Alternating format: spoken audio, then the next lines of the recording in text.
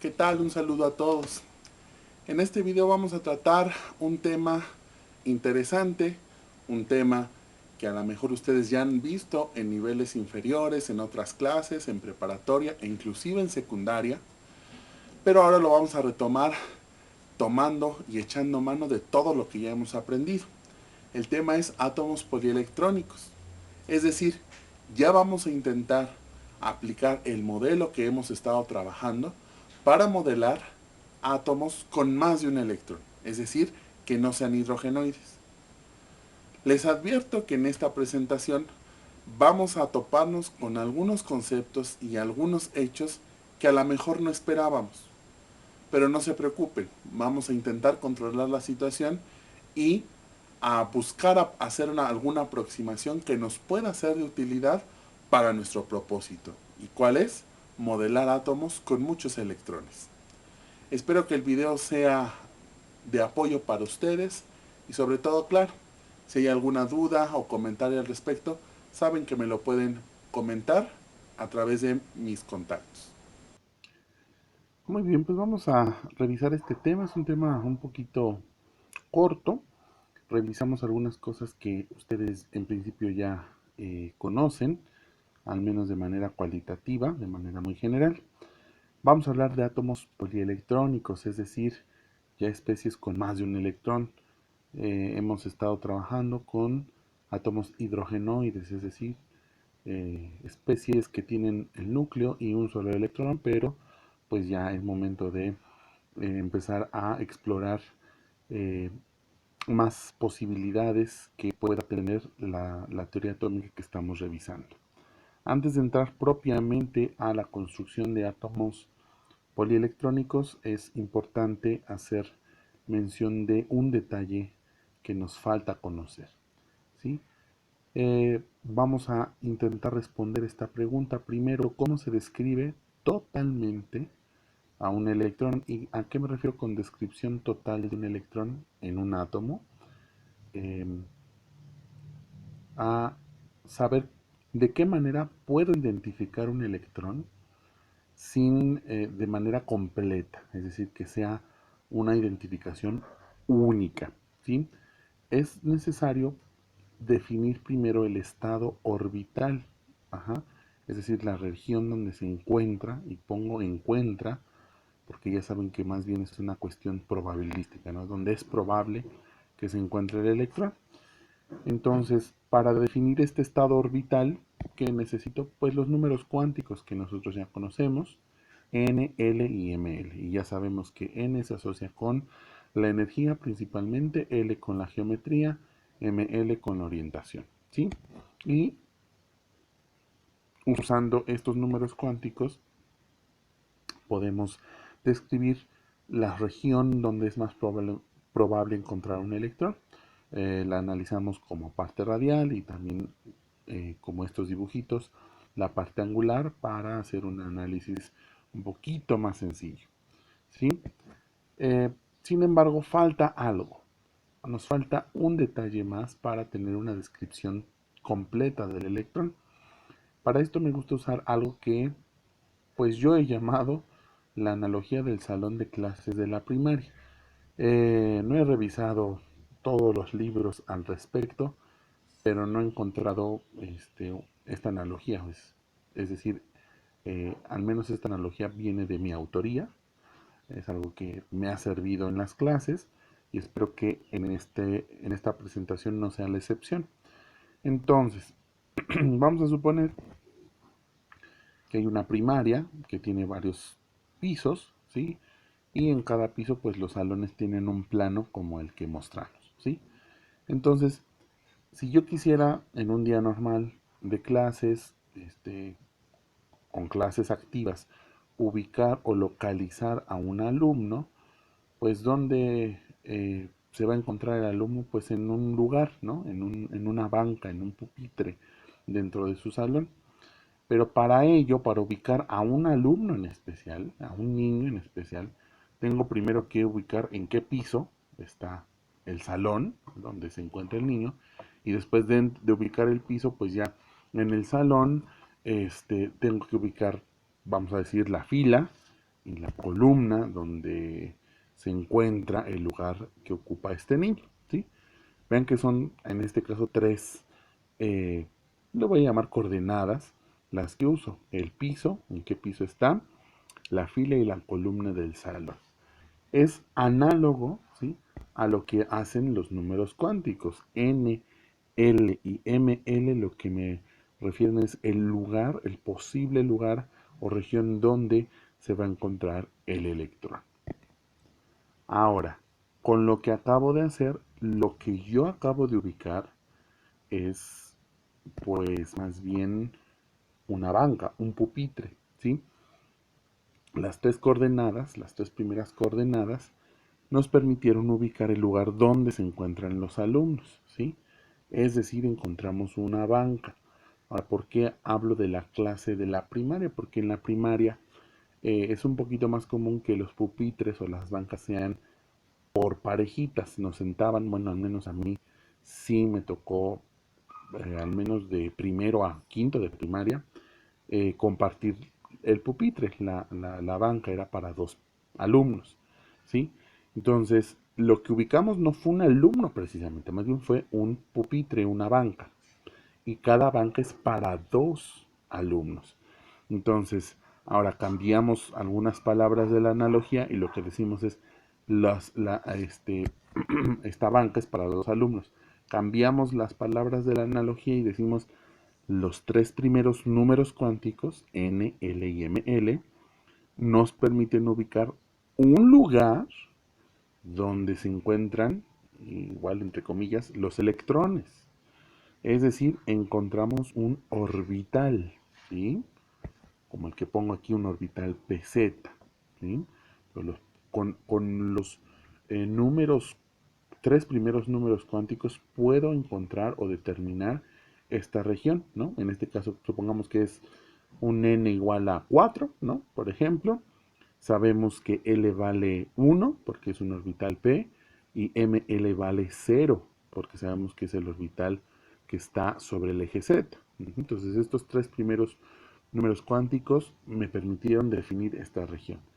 Pero así como la banca es para dos alumnos, o sea, caben dos alumnos sentaditos allí, el orbital también es para dos electrones.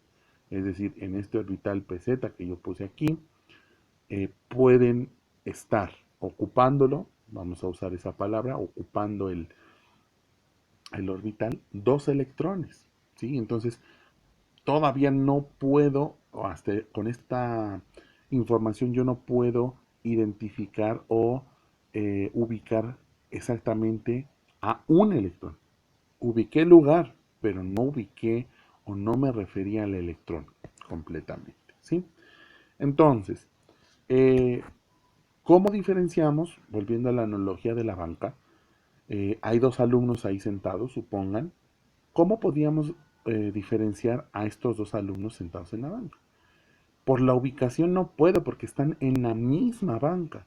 Entonces necesitamos o requerimos un dato que sea característica del alumno, no de la banca, porque la banca es una y ya la encontré. Ajá, es esa y ya la encontré con las primeras tres coordenadas. Entonces requerimos un dato que me permita diferenciar entre uno y otro alumno de los que están ahí sentaditos. ¿Qué propiedad o qué dato necesitamos? Bueno, aquí ya pueden ser muchos, ¿no?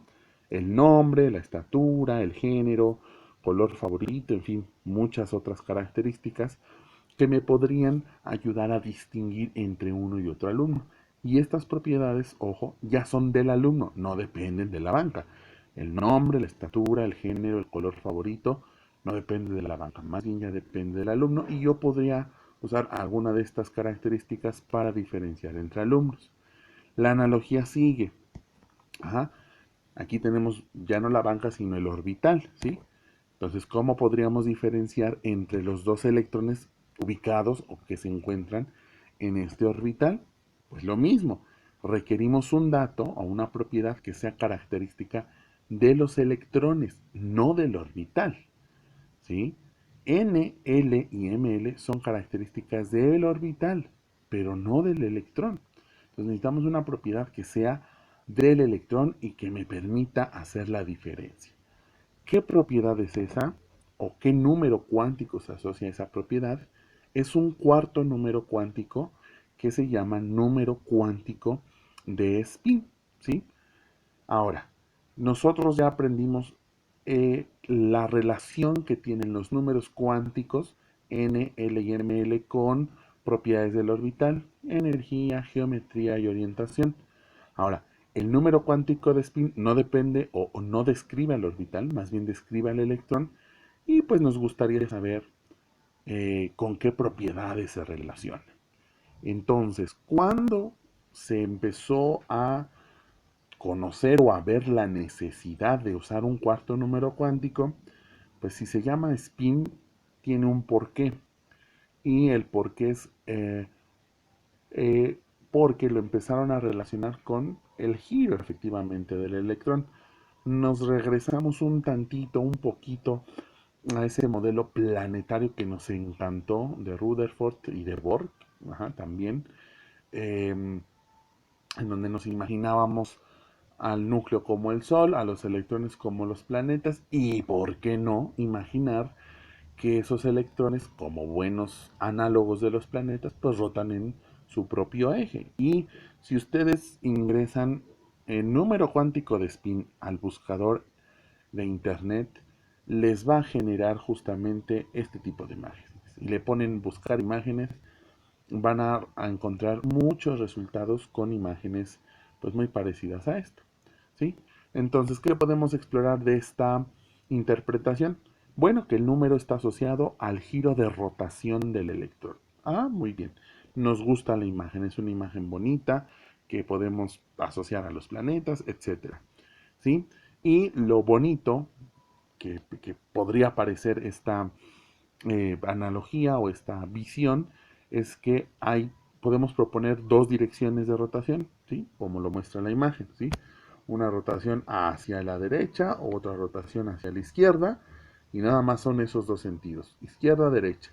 Y curiosamente, el número cuántico magnético, digo de spin, perdón, ms, solamente tiene dos valores. Ah, y entonces como que nos empezamos a imaginar, claro, un valor corresponde a un sentido del giro y el otro valor corresponde al giro en sentido contrario. Ah, pues eh, nos gusta la interpretación. ¿Qué más? Ah, pues como es una partícula cargada y está girando, pues como lo vemos en el dibujito, se modela o podemos modelar a estos electrones girando como pequeños imanes. Ujú, como pequeños imanes. El giro, una carga eléctrica en movimiento, pues va a generar un campo magnético. Y en el electrón se puede modelar como pequeños imanes. Y vean todavía más la, digamos, hasta dónde podríamos empezar a explorar. Vean el dibujo y vean que la alineación de estos electrones o de estos pequeños imanes se alinean en forma norte-sur. Ajá. Vean, el giro es contrario y aquí está el polo sur de un imán, el polo norte, y ustedes saben que esa interacción pues es atractiva y entonces hasta se nos antoja decir, claro, por eso es que pueden estar dos electrones en un mismo orbital, porque hay una pequeña contribución atractiva, ¿no? De tipo magnético, y nos empezamos a hacer unas ideas que la verdad gustan, o sea, eh, pensándolo de manera así de simple, pues nos gustan y hasta parece que son adecuadas y nos podrían servir para llegar a conclusiones. Sin embargo, esta interpretación no debe de ser tomada en cuenta. Ajá, no es recomendable, dice uno de los autores de la literatura, no se recomienda llevar esta analogía o esta visión demasiado lejos. ¿Por qué? Porque nos puede llevar a conclusiones erróneas.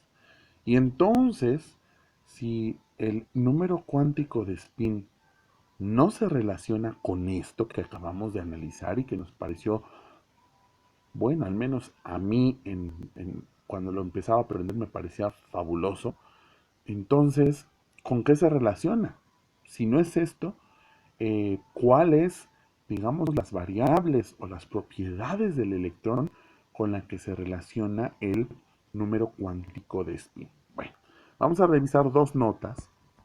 Ustedes pueden checar más en la literatura. A mí me pareció prudente checar dos notas. Una de internet, ahí en Wikipedia, ahí pueden consultar el artículo de spin. La verdad me pareció bueno el artículo de Wikipedia, entendible, más o menos, ¿sí? O sea, razonablemente entendible, y trae cosas interesantes. Bueno, se los dejo ahí para quien guste checarlo. Wikipedia, le ponen spin, simplemente. Y vean lo que marco aquí, ¿sí? Dice, el spin, bueno, voy a leer desde aquí, desde este párrafo. Dice, el spin proporciona una medida del momento angular intrínseco de toda partícula. Ok, momento angular intrínseco. Está bien. Dice, en contraste con la mecánica clásica, ¿sí? En mecánica clásica dice, donde el movimiento angular se asocia a la rotación de un objeto extenso, que era lo que estábamos pensando, ¿no? Rotación del electrón, ¿sí? A eso asociamos este momento angular intrínseco. Lo que dice es, el spin es un fenómeno, ¿ok? Exclusivamente cuántico, que no se puede relacionar de forma directa con una rotación en el espacio. Ok, varias cositas. Uno, es un fenómeno exclusivamente cuántico, o algunos dicen puramente cuántico. Bueno, así que nos dio mucha información esa primera oración, pues no, ¿verdad? Y dice, y no se puede relacionar de forma directa con la rotación en el espacio. O sea, nos está diciendo, tu figura de un electrón rotando es incorrecta, no lo puedes asociar. Y entonces, ¿con qué lo asocio? Ah, no lo puedes asociar con una rotación. Es una propiedad cuántica. Y hasta ahí se queda esta descripción. Bueno, está bien. Revisemos otra nota. Esta, perdón por la foto. La intenté sacar varias veces, pero bueno, por alguna razón me quedó así borrosita, pero se entiende. Y esta nota es del libro Casavó, de Casavó, estructura atómica, ajá, de Jaume Casavó. Y eh, vean lo que dice, en correspondencia con el momento angular orbital, que depende del estado orbital, ajá, un electrón posee un momento angular de spin intrínseco. Otra vez nos mencionan esto, momento angular de spin intrínseco. Ok. Y no depende del estado orbital, eso ya lo habíamos platicado, o sea, depende del electrón, pues es una propiedad del electrón. Y ahora vean lo que sigue.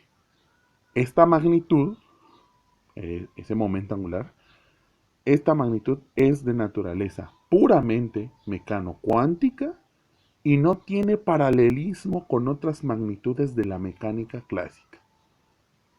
Ok, eh, bueno, pues este es el apunte y pues yo creo que ya quedó todo muy claro, ¿verdad? Así me los imagino, después de lo que he dicho, que, o sea, no nos da mucha información estas descripciones, ¿sí? Ahora, querer entender esta cuestión del momento angular intrínseco del electrón, pero que no es una rotación, sino otra cosa que es puramente cuántica, de verdad que podríamos aquí hablar horas y consultar fuentes y es un tema pues muy abstracto, complejo y no vamos a introducirnos en cuestiones que sean prácticamente innecesarias para nuestro curso. ¿Sí? Entonces no se preocupen si se quedaron así como la imagen. Vamos a recuperar dos ideas fundamentales sobre este número cuántico. Primero, es un número asociado con una propiedad del electrón. Esto les debe de quedar claro. Es decir, ms es el número que se asocia con una propiedad del electrón, ya no del orbital, sino del electrón. ¿Cómo se llama esa propiedad? Momento angular de spin intrínseco. Punto. ¿Y qué es? No sabemos. No podemos dibujar una figura clásica, es decir, una figura retomada o análoga a la mecánica clásica, porque esta es una propiedad, ya nos lo dijeron las notas, de carácter cuántico, ¿sí? Y no hay una correspondencia, un paralelismo, como dice Casabó, o una magnitud con la que yo pueda relacionar, una magnitud clásica o macroscópica más bien, con la que yo pudiera relacionar esta propiedad. ¿Sí? Simplemente lo adopto así como una propiedad cuántica, punto. Ya, no voy a quebrarme la cabeza en intentar comprender cómo es la propiedad o a qué se refiere esta propiedad. Y lo más importante para esta parte del curso es que recuerden que es un número cuántico, o sea, el número ms, el número cuántico de spin, es un número cuántico al final de la historia y necesitamos conocer los valores que puede adquirir y solamente puede adquirir dos valores para el electrón, que es menos un medio y un medio. Tan, tan. Son los únicos valores, ¿sí? Dos valores, dos puntos, dos valores discretos, cumple como número cuántico. Estos valores a veces se representan en algunos diagramas de caja, se le llama, con flechitas. Entonces, una flechita indica el valor de uno de los valores del número cuántico de spin y la flechita en sentido contrario, pues el otro. ¿Ok? Entonces, esto es lo que debemos de recuperar, de tener así claro, sin querer comprender a profundidad todo lo que hay detrás del número cuántico de spin. Entonces, para describir a un electrón necesito primero eh, considerar los cuatro números cuánticos. Ahora sí, cuatro números cuánticos. ¿Sí? Los primeros tres, N, L y M, L, definen el estado orbital, la región, la banquita donde van a estar los electrones. ¿Sí? Y el último número cuántico, ms, es un número que está asociado a una propiedad del electrón y ya me permite o me va a permitir diferenciar entre uno y otro electrón aunque estén en el mismo orbital, ajá, en la misma región. Ok, entonces, lo que nos interesa ahora, pues es modelar átomos polielectrónicos, es decir, pues ya creo que fue bastante de puro hidrógeno y átomos hidrogenoides, o sea, está bien, podríamos modelar algún ion a lo mejor, pero pues ya la química no nada más es hidrógeno, el universo casi sí es puro hidrógeno, pero la química pues va mucho más allá, queremos modelar átomos, más átomos, helio, carbono, nitrógeno, metales, como hierro, plomo, estaño, ¿sí? Queremos modelar más átomos. Y entonces, pues lo que nos viene a la mente, pues es decir, pues vamos a usar nuestro modelo o el modelo que hemos estado estudiando, pues para modelar ahora estos átomos polielectrónicos. Recuerden el caso de Bohr, ¿no? En el modelo de Bohr, pues el modelo de Bohr fue muy bueno, una descripción muy buena para el átomo de hidrógeno, pero cuando pasa a intentar o quererse intentar modelar de la misma manera otros átomos, bueno, pues vemos que no es posible, ¿sí? Ahora, ¿cuál es nuestro modelo? Pues el modelo de funciones de onda, ¿no? Para los átomos, para los electrones en los átomos. Y pues una pregunta muy lógica, diría yo, es, pues vamos a plantear la ecuación de Schrödinger para un átomo polielectrónico, es decir, ahora en vez de un electrón le ponemos dos, tres, etcétera, y se plantea la ecuación de Schrödinger y se resuelve para poder obtener pues las funciones de onda de cada uno de los electrones que están en estos átomos. Pero hay un pequeño detalle. No se puede. ¿Sí? Este es un problema que se dificulta mucho y la resolución de una ecuación de Schrödinger para un átomo polielectrónico pues no tiene una solución analítica posible. Y entonces viene la siguiente reacción, ¿verdad? ¿Qué? O sea que Schrödinger nada más modela bien al hidrógeno como Bohr, pues básicamente, ¿sí? Entonces uno dice, ¿y entonces qué hacemos? ¿Por qué torturarnos en aprender a conocer las bases, aunque sea conceptuales, del modelo de funciones de onda, si al final tampoco vamos a poder resolver de manera exacta eh, o aplicar este modelo para átomos polielectrónicos? Bueno, pues no se puede por las siguientes razones. Ujú. La función se complica mucho, o sea, ya meter más electrones es complicar mucho la resolución, ajá, y no es posible hacerlo de forma analítica. Ajá. Porque, bueno, se tienen, o sea, para hacer una resolución completa, se tendrían que considerar todas las interacciones, ¿sí? Es, todas las interacciones atractivas entre el núcleo y todos y cada uno de los electrones, además las interacciones repulsivas entre los electrones, entre ellos. En el átomo de hidrógeno nada más había una interacción, núcleo con electrón, y se acabó. No había interacciones repulsivas. Si ya nos vamos al átomo de helio, ahí hay dos electrones, hay dos interacciones atractivas, una del núcleo con cada uno de los electrones y además una interacción repulsiva entre los dos electrones. Entonces, desde el helio se empieza a complicar demasiado la situación y no es fácil o no es posible tener la solución. Bueno, entonces, ¿qué vamos a hacer? ¿Sí? Si no se puede, vamos a hacer lo siguiente. Vamos a usar las funciones solución o los orbitales hidrogenoides, los que ya conocemos. Ajá, para intentar describir a los átomos polielectrónicos. Es decir, vamos a suponer que los orbitales son pues prácticamente los mismos, ¿sí?, que los que se describen para un átomo de hidrógeno y los vamos a usar para intentar describir ahora a los átomos polielectrónicos. Uh-huh.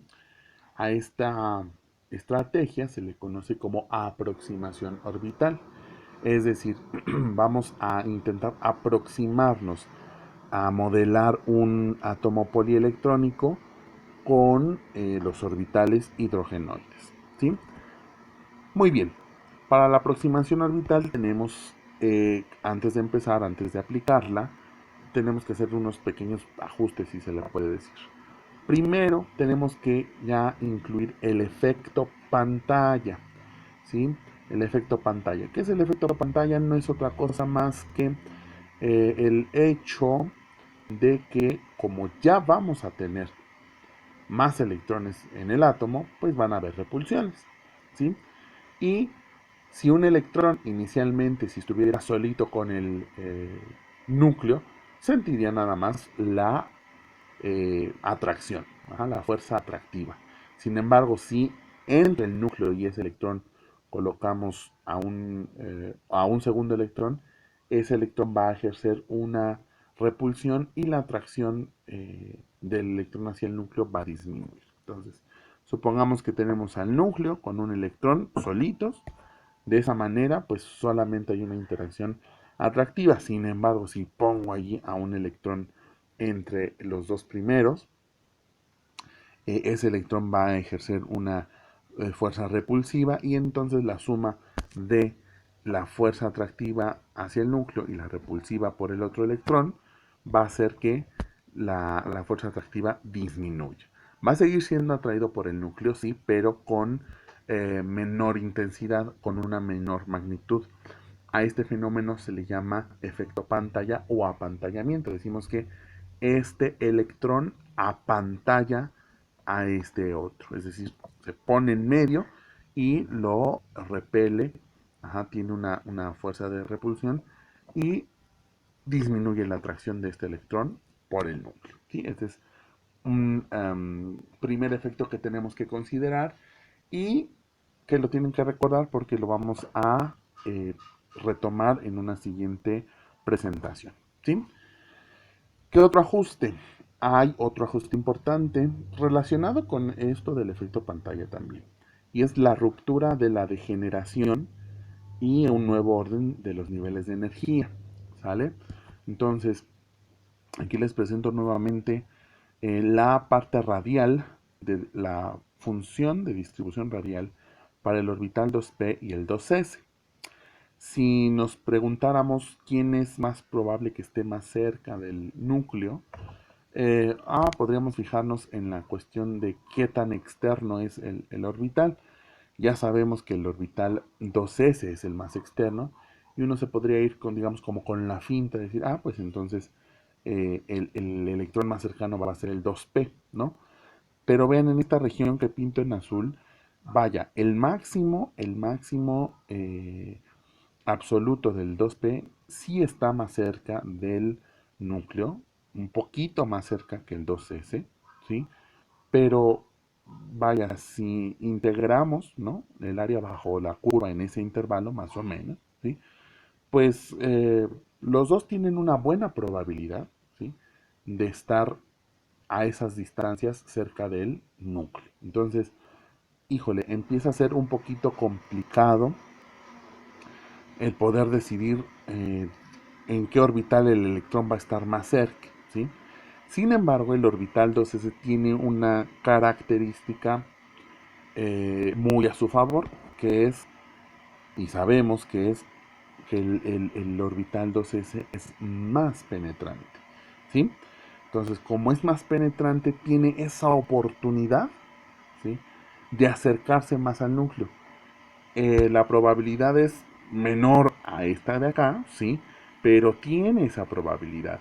Y si tiene esa probabilidad, quiere decir que se puede acercar más este electrón en el orbital 2s al núcleo que el 2p.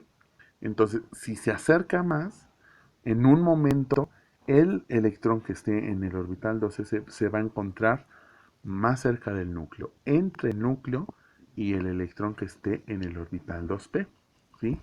Por lo tanto, ese electrón 2s es más penetrante y va a apantallar más al electrón 2p. ¿Eso qué significa? Si apantalla más, acuérdense, disminuye la atracción del electrón apantallado. En este caso, el electrón apantallado es el electrón en 2p, ¿sí? Entonces, en un orbital, perdón, en un átomo hidrogenoide, pues los niveles 2s y 2p son degenerados, ¿sí? No hay diferencia entre S y P, ¿por qué? Porque nada más tenemos un electrón, ¿sí? Y no hay un segundo electrón que haga algún efecto de pantalla. Sin embargo, como acabamos de decir, el electrón 2s es más penetrante y puede apantallar un poquito al electrón en 2p, el electrón 2s se ve un poco más atraído, ¿sí?, al núcleo, y en los electrones en 2p se ven un poquito menos atraídos. ¿Qué causa esto? Que los niveles cambien su energía un poquito por este efecto de penetrabilidad y apantallamiento. Y entonces observamos que ahora los orbitales, en este caso el orbital 2s, pues es un poquito más estable, vaya, de menor energía, ajá, que un orbital 2p, lo cual es muy importante para construir las configuraciones electrónicas, ¿sí? Esto mismo que explico ahora, pues se va repitiendo, ¿sí? Entonces, vean, para el átomo hidrogenoide, ¿sí?, los niveles son, bueno, aquí no es degenerado, es un único nivel, pero en los niveles 2, pues tenemos eh, cuatro estados degenerados, un S y los 3p. Hay 9 en el nivel 3, un S, 3p, 5d, etcétera. Ajá. Aquí los niveles están, o los estados están degenerados. Sin embargo, para el átomo polielectrónico, debido al apantallamiento, esa degeneración se rompe, ¿sí? Ya los orbitales S son de un poquito menor energía que los 2p para el mismo nivel, y esto se repite. Ven, en el nivel 3 tenemos los 3s, un poquito arriba en energía los 3p y otro poquito arriba en energía los 3d, porque los orbitales 3D todavía son menos penetrantes, ¿sí?, y resienten más el efecto del apantallamiento. Y entonces tenemos un nuevo orden de los orbitales. Ajá. el cual es muy importante que consideremos. ¿Está bien? Ok, y entonces ahora sí podemos trabajar eh, con la aproximación orbital. Entonces aquí las flechitas en doradito nos indican eso, que ya en un mismo nivel, es decir, en un mismo número cuántico principal, n, eh, va a haber ahora como aumentos de energía pequeños, ¿sí? Conforme cambiemos de geometría, conforme aumente el número secundario, ¿no? Aquí es 0, aquí es 1, aquí es 2, pues va a ir aumentando un poquito la energía y nos genera este nuevo orden.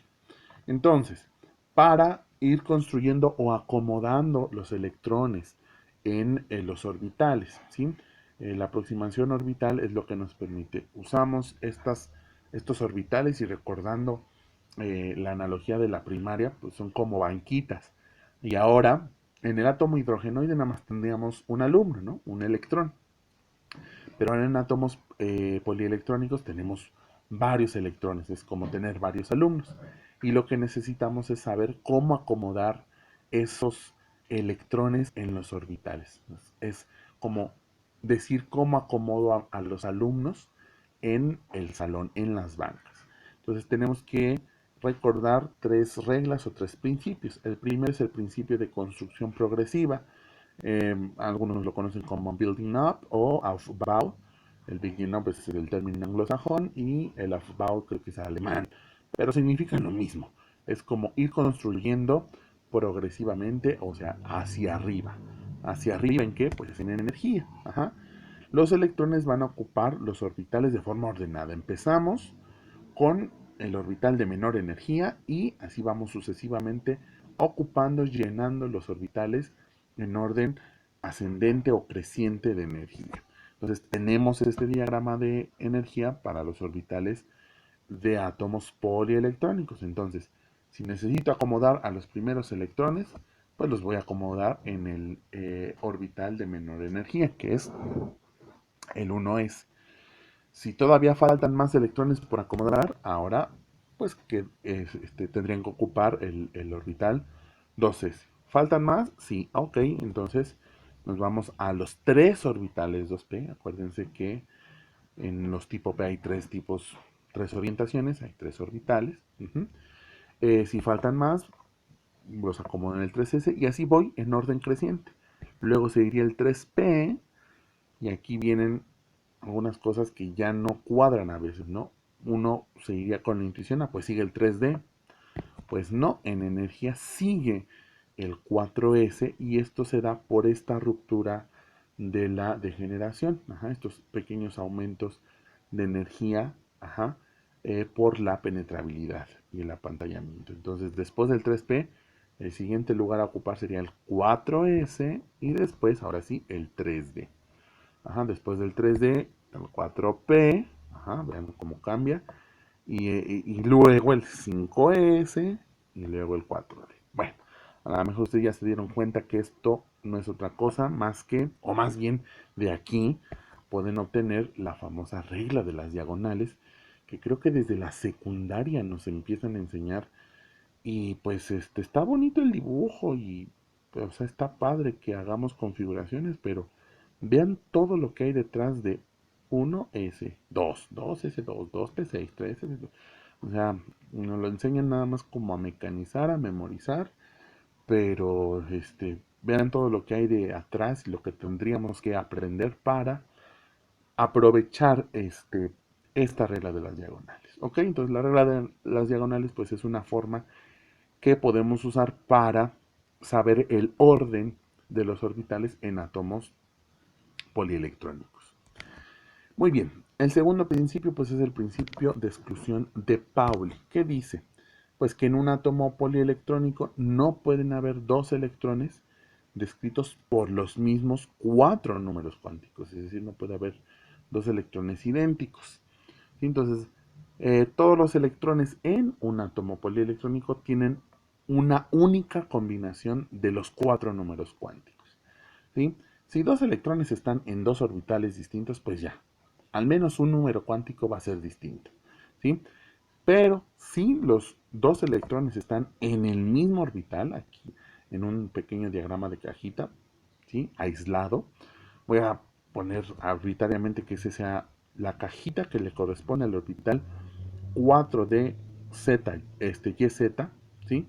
Y entonces, pues sabemos que de esa escritura, el número cuántico principal es 4. L es 2 porque es la geometría D y ML es -1, por esa orientación YZ, en el plano YZ, ¿sí? Y entonces, pues los dos electrones tienen el mismo N, la misma L y el mismo MLA, pero como pueden observar, pues estoy representando un electrón con un spin en una dirección y el otro con spin en dirección opuesta. ¿Eso qué significa? Pues que los valores del número cuántico de spin son diferentes. Y ya con que estos valores sean diferentes, ya estamos pudiendo identificar a los electrones por separado, ¿sí? Y cumple con esta regla. Estos dos electrones tienen combinaciones distintas de números cuánticos. Con un número cuántico que sea distinto, ya estamos cumpliendo con el principio de exclusión. Y por último, pues tenemos que cumplir con la regla de máxima multiplicidad de Hunt. Ajá. ¿Qué nos dice esta regla?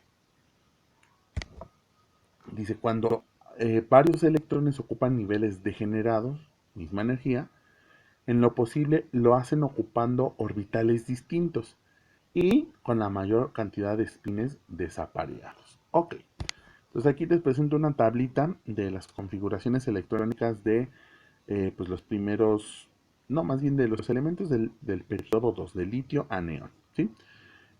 Cuando vean que en todos los casos, pues el orbital 1s ya se llenó, ya tiene dos electrones. Ajá. Entonces, cuando tenemos ya dos electrones que están en un mismo eh, orbital, ajá, en un mismo orbital, le decimos comúnmente que es un par apareado, o sea, dos electrones que están ocupando el mismo orbital, son parejitas, ¿sí? Y cuando tenemos un solo electrón en un orbital, decimos que es un electrón desaparecido, es un electrón que no tiene parejita, ¿sale? Son términos que, pues, son comunes cuando se habla de configuraciones electrónicas, etcétera, ¿ok? Ahora, fíjense bien en esta zona, enmarcada en verde. Estas cajitas, este diagrama de cajas representa los orbitales 2p, los cuales se van llenando a medida que avanzamos en el periodo. Entonces aquí la regla de Hund lo que nos indica es, por ejemplo, aquí en el carbono, que ya hay dos electrones en los orbitales 2p, tendríamos dos posibilidades, o sea, que los dos electrones los pusiéramos juntos o apareados aquí en un solo orbital, o ir llenando, ir poniendo primero un electrón en cada orbital, ¿sí? Y esta segunda opción es la correcta, es lo que nos indica esta regla de máxima multiplicidad. Entonces ven que aquí pongo un electrón, pongo el siguiente, en el nitrógeno pongo el tercero hasta el tercer orbital, ¿sí? Y esto es máxima multiplicidad, es decir, está la mayor cantidad de espines desapareados, la mayor cantidad de electrones desapareados. Ya si en cada uno de estos orbitales ya hay un electrón y tengo que agregar más, entonces sí ya empiezo a hacer parejitas, como es en el caso del oxígeno, flúor y neón. ¿Sí? Entonces, en un mismo nivel, en estados degenerados, pues vamos a procurar el mayor número de spin. ¿Okay? Vamos a hacer un par de ejemplos o un poquito más de ejercicios sobre configuración electrónica, revisar estos tres principios que les comento y también ver los diagramas de cajas para ver la multiplicidad y aprender dos términos importantes que es calificar a un átomo, a una especie como paramagnética o diamagnética. Muy bien, pues vamos a repasar rápidamente la manera de construir una configuración electrónica. No voy a dar muchos detalles sobre los principios, dado que no es el objetivo central de este tema y además considero que es un tema que ya han revisado en varias ocasiones, desde cursos, inclusive desde la secundaria, en la preparatoria y quizás también en algún curso inicial o introductorio en la universidad. Entonces, vamos a recordar cómo construimos las configuraciones electrónicas.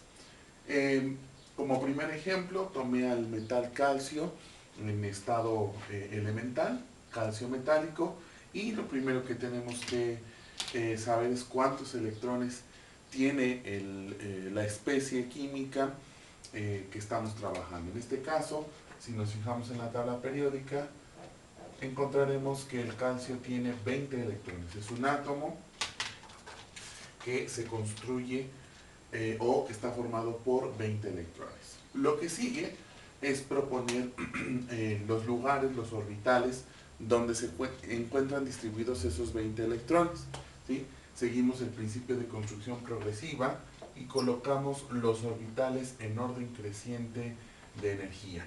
Pueden usar el esquema de energías que hemos presentado o también recordar la regla de las diagonales. ¿Sí? Entonces, cualquiera de las dos estrategias les dirá que estos son los orbitales que necesitamos para el calcio y este es el orden en que se deben de colocar. ¿Sí? Después vamos a distribuir estos 20 electrones en estos orbitales que tenemos aquí. Recuerden que en cada orbital pueden caber 2 electrones y también que tenemos niveles u orbitales en donde hay degeneración.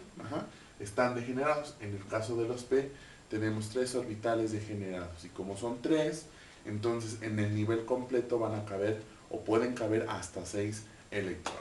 ¿Sí? Entonces, en el orbital S pueden caber 2, ponemos 2, en el 2S también 2, en el 2P caben hasta 6, por lo que acabamos de comentar, en el 3S 2, en el 3P caben 6 y en el 4S caben 2.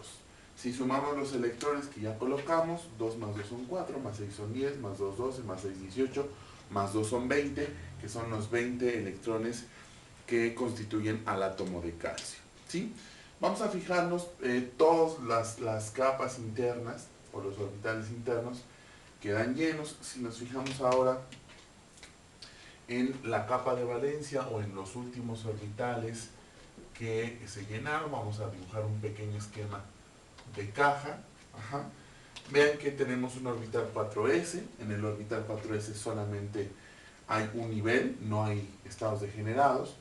Y resulta que para el calcio este orbital está lleno, es decir, tiene 2 electrones y para que puedan estar esos 2 electrones deben de tener un número cuántico magnético distinto. Es decir, en esta parte tenemos un par de electrones apareados.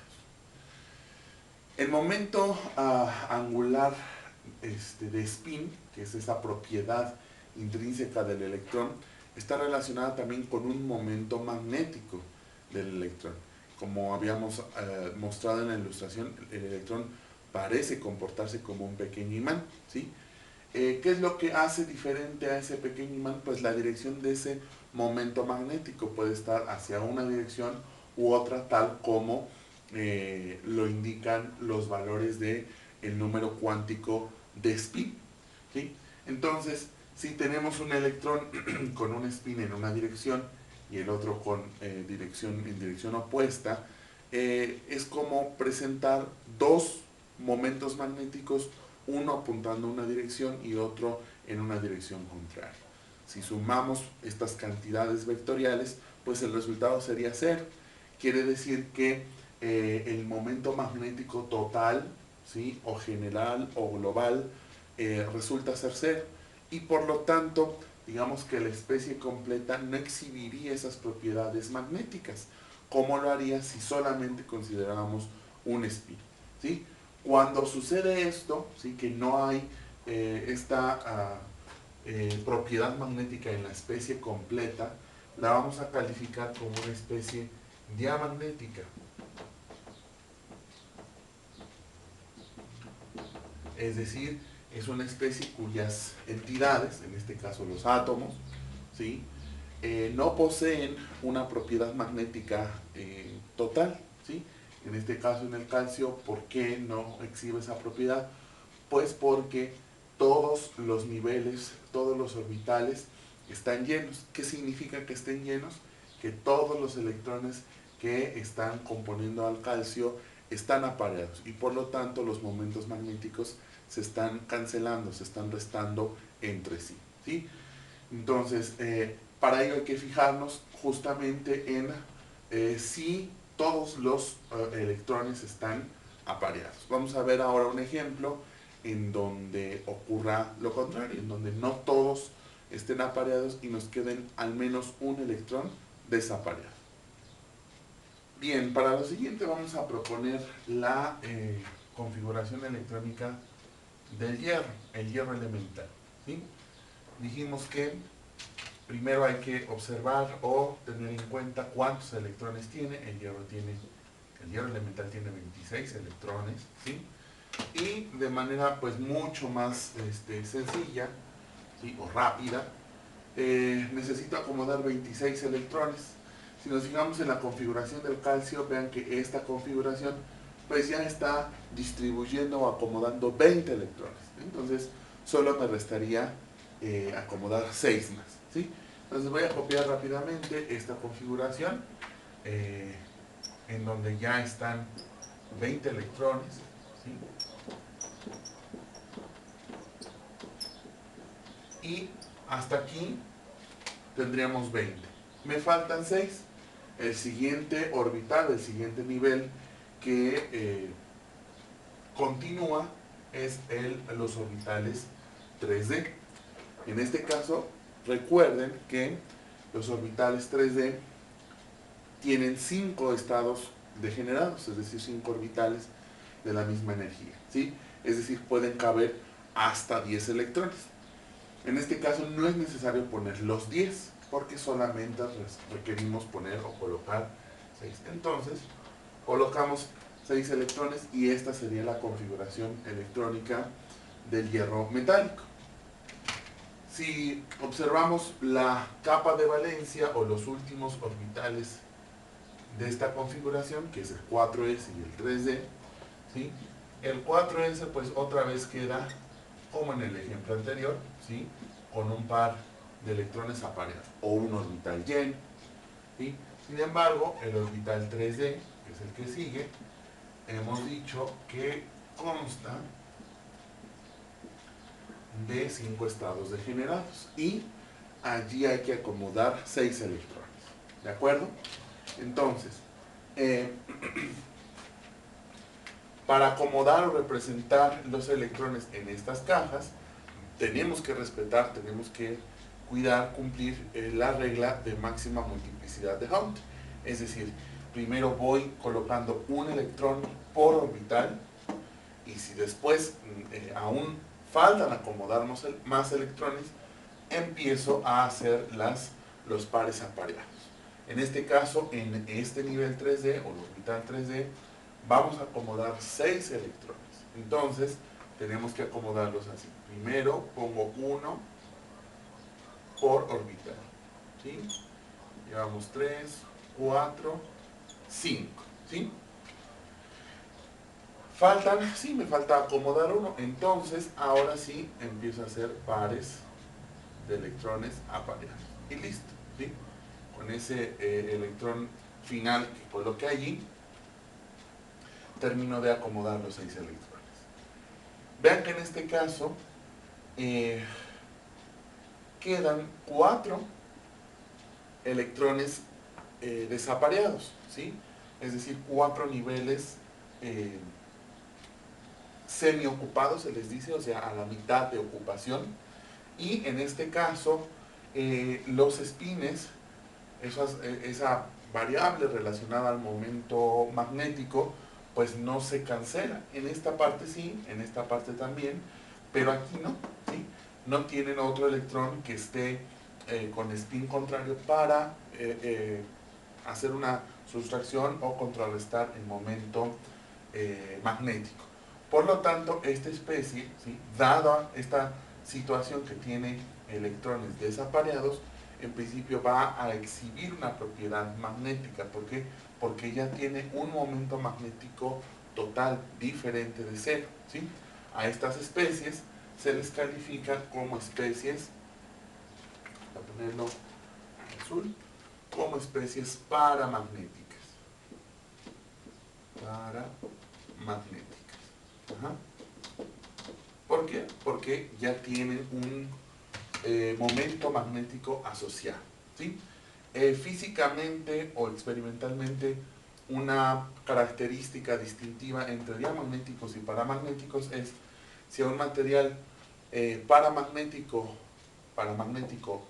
le acercamos un imán o un campo magnético externo, la respuesta de este material va a ser que va a sentir atracción por el imán o por el campo magnético, porque estos momentos magnéticos se alinean con el campo, ¿sí? La respuesta es contraria en los diamagnetos. Los diamagnetos o los materiales diamagnéticos se oponen al campo, ¿sí? Intentan contrarrestar esa perturbación y generan un campo opuesto al campo que estamos intentando inducirles.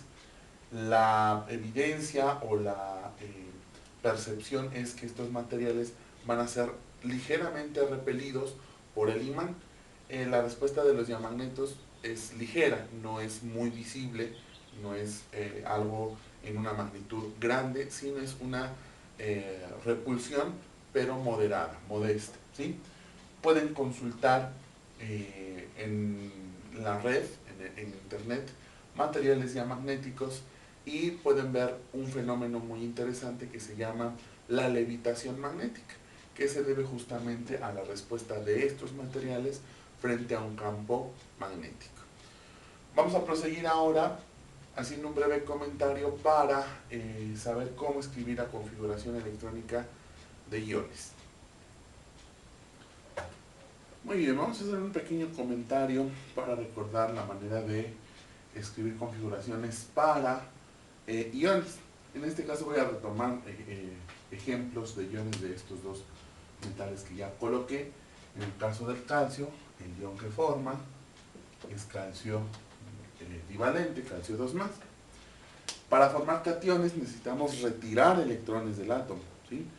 ¿Cuántos electrones vamos a retirar? Pues tantos como indique la carga. En este caso el calcio metálico, para pasar a ser el catión calcio 2+, se le tienen que retirar 2 electrones. ¿De dónde vamos a retirar estos 2 electrones? Pues van a ser los electrones más externos, ¿sí? Los electrones que queden al final, prácticamente. Entonces, en este caso el calcio 2+, tendría la siguiente configuración: 1s2, 2s2, 2p6, 3s2, 3p6 y hasta allí. Ajá. ¿Por qué? Porque retiramos estos 2 electrones para formar el catión, ¿sí? Esta reglita o esta manera de construir los cationes pues se sigue para el bloque S, quiere decir para todos aquellos cuya configuración termine en un orbital S, que son la familia 1 y 2, ¿sí? Y también para el bloque P, ¿sí? En donde la configuración termina en un orbital P. Vamos con el hierro ahora. Vamos a proponer la configuración para el hierro 3+, ¿sí? También hay hierro 2+, pero vamos a trabajar con este catión. Si seguimos la regla que acabamos de mencionar, nos veríamos inclinados a proponer que los 3 electrones que tenemos que quitarle al hierro para que forme este catión, pues tendríamos que quitarlos del orbital 3D. Sin embargo, en estas configuraciones, a medida que se va avanzando en estos elementos, los orbitales D adquieren un poco de mayor estabilidad, ¿sí? Además, recuerden que en este caso, los orbitales 4s, ¿sí?, tienen mayor número cuántico principal, ¿sí? Por lo tanto, son más externos, ¿sí? Y además también tienen, al ser orbitales tipo S, son un poco más externos también que un orbital, por ejemplo, tipo D, ¿sí? Entonces, los primeros electrones que vamos a retirar para formar cationes, pues van a ser primero los electrones en los orbitales S, ¿sí?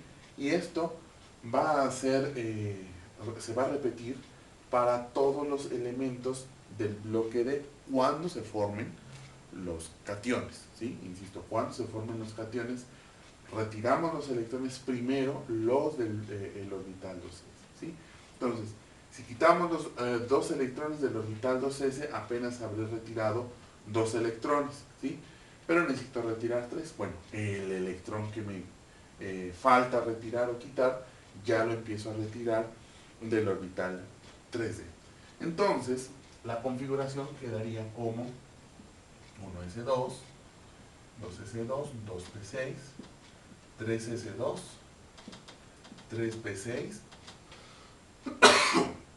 el orbital 4s ya no lo escribo porque queda vacío, y continúo con el orbital 3d 5 ahora, porque retiré un electrón de este orbital. Y esta sería la configuración para este cation, ¿sí? Entonces, para el bloque D, siempre se va, cuando se formen los correspondientes cationes, siempre vamos a retirar los electrones que están en el orbital S, y si hace falta retirar más electrones, comenzamos a quitarlos del orbital D, ¿sí? Si observan, en este caso de los dos cationes, el calcio pues tiene sus orbitales llenos, todos los electrones están apareados, y por lo tanto también el ion calcio 2+ es diamagnético. Si hacen este mismo análisis, pero para el ion hierro 3+, observarán que el orbital 3d queda justamente semiocupado, todos los orbitales D, y por lo tanto esta especie también sería paramagnética, porque quedan en este caso 5 electrones o 5 espines sin aparear, ¿sí? Vamos a proponer rápidamente la configuración para un anión, ¿sí? Vamos a suponer hablar de selenio 2-, ¿sí? Selenio 2-, ¿sí? Si nos fijamos en la tabla periódica, el selenio tiene 34 electrones, ¿sí? El selenio elemental. Pero como ya estoy acá hablando de un anión, selenuro, tengo que aumentar los electrones necesarios, ¿sí? En este caso 2, y daría 36, ¿sí? 36 electrones. Entonces, en el caso de los aniones, como tenemos que agregar más electrones, la construcción de su configuración electrónica sigue la que nosotros planteamos desde inicio al trabajar con elementos, ¿sí? Entonces, para el selenio quedaría 1s2, 2s2, 2p6, 3s2, 3p6, 4s2, 3d10, en este caso el orbital D se llena, y 4p6, ¿sí? Y si suman, 2 y 2 son 4, y 6 son 10, más 2, 12, más 6, 18, más 2, 20, más 10, 30, más 6, 36 electrones que tenemos que acomodar, ¿sí?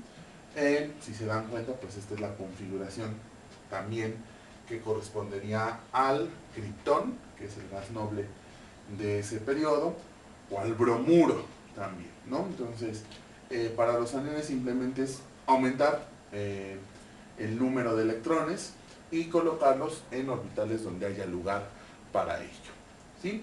Entonces, este es un pequeño repaso de las configuraciones electrónicas, ¿sí? Que ya quizás han manejado. Hemos hablado también de dos términos: cuando una especie es diamagnética y cuando es una especie paramagnética.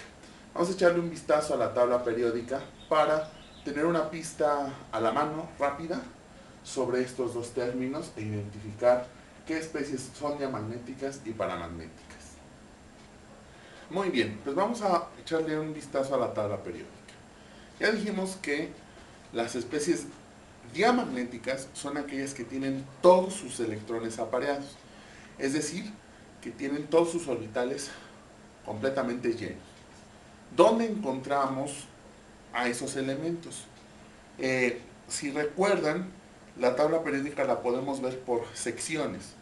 el bloque S, que son las primeras dos familias, el bloque P, que son las últimas 6, ajá, de la 13 a la 18, ajá, las últimas 6. Luego el bloque D, que está aquí al centro, ¿sí? Y el bloque F, que son estas dos eh, filas que están en la parte inferior, ¿sí? Eh, Justamente al final de cada una de estas secciones se encuentran los elementos con su capa o con sus orbitales, perdón, totalmente llenos. Por ejemplo, en el bloque S, la familia 2 termina su configuración con un orbital S lleno, ¿sí? Como en el caso del calcio. Por lo tanto, berilio, magnesio, calcio, estroncio, bario y radio van a ser elementos que tengan todos sus electrones apareados, ¿sí? Todos sus orbitales llenos y por lo tanto estos elementos van a ser diamagnéticos. Lo mismo ocurre en el bloque D. Al final del bloque D tenemos a la familia del zinc, cadmio y mercurio. Estos elementos tienen su último orbital, que es un orbital D, porque están en el bloque D, que está lleno, ¿sí? Se termina de llenar justamente cuando llegamos a estos elementos. Por lo tanto, también van a ser especies diamagnéticas. En el bloque P, ¿sí? Tenemos a los gases nobles hasta el final. Ajá. A excepción del helio, neón, argón, criptón, xenón y radón van a ser elementos que tengan su último orbital, que es un orbital tipo P, totalmente lleno y por lo tanto también van a ser especies diamagnéticas. En el caso del helio, pues no tiene un orbital P lleno, más bien tiene el primer orbital, que es el 1s lleno, y también sería una especie diamagnética, ¿sí? Entonces, al final de las secciones, del bloque S, del bloque D, del bloque P, vamos a encontrar los elementos que sean diamagnéticos. El resto, al menos va a tener un electrón desapareado y por lo tanto ese elemento va a ser paramagnético, ¿sí? Una aclaración, esto solamente funciona cuando estamos analizando elementos. Si vamos a analizar cationes o aniones, no aplica. Tendríamos que hacer la configuración electrónica completa y entonces hacer el análisis para saber si hay o no electrones desapareados y a partir de ello calificar a la especie como diamagnética o paramagnética. Bien, pues vamos a regresar al apunte, vamos a construir dos configuraciones electrónicas más de dos elementos del bloque D y vamos a ver un detalle que presentan estas configuraciones.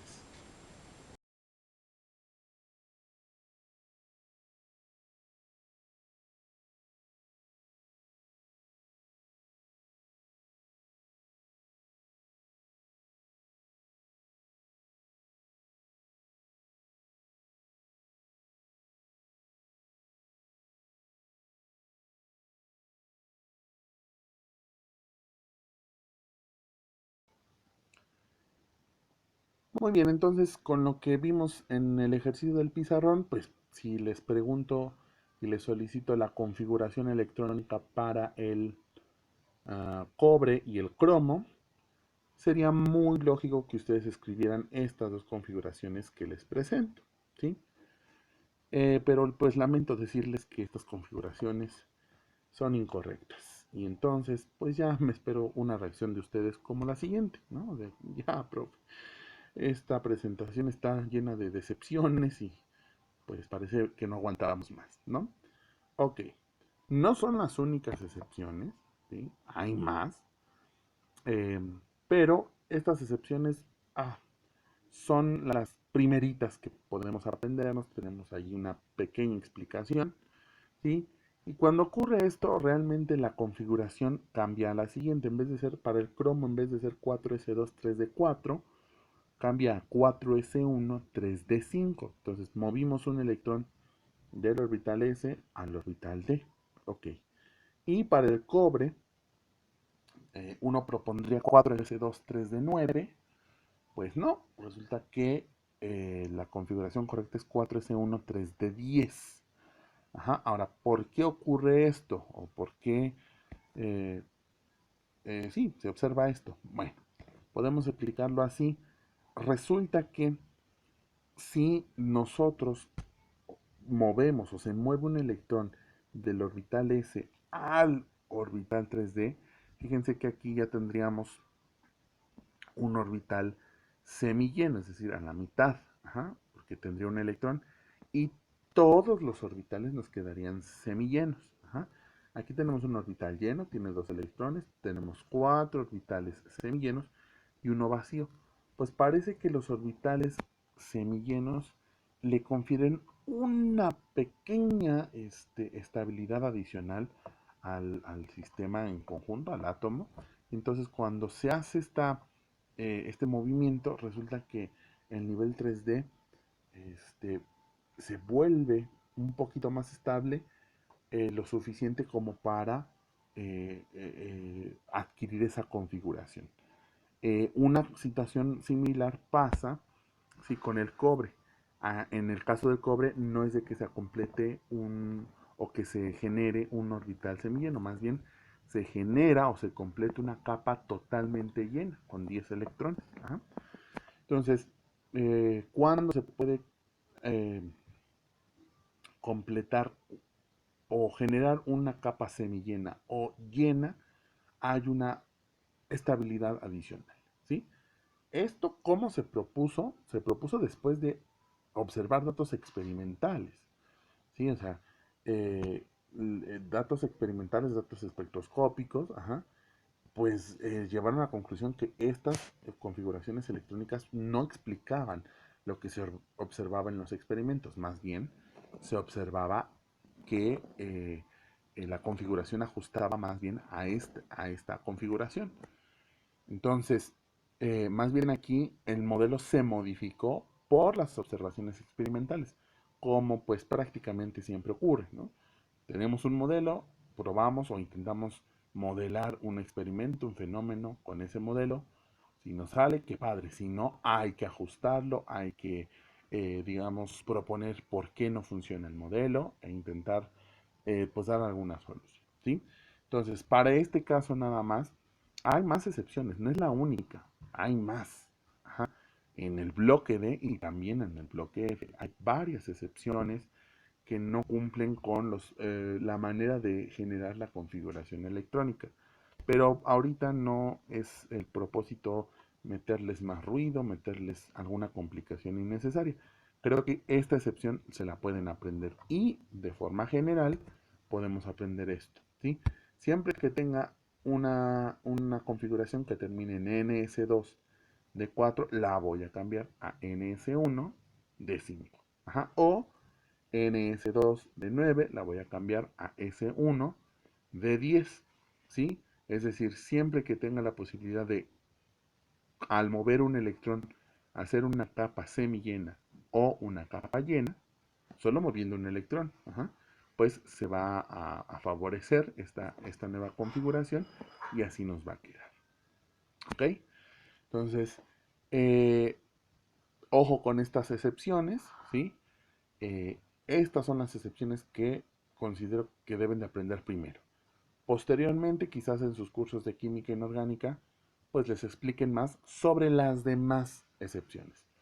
Para empezar a conocer esto, pues creo que este ejemplo es suficiente y ya les estoy anticipando que no es el único caso. ¿Ok?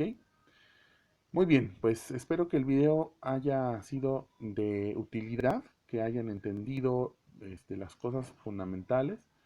Hubo varias cositas allí que hoy sí nos sacan de onda, yo lo comprendo, yo lo entiendo, pero quédense con la parte concreta, con los puntos claves que les mencioné y que son cosas que ustedes ya de alguna manera han manejado, conocen la configuración electrónica y pues pueden repasar.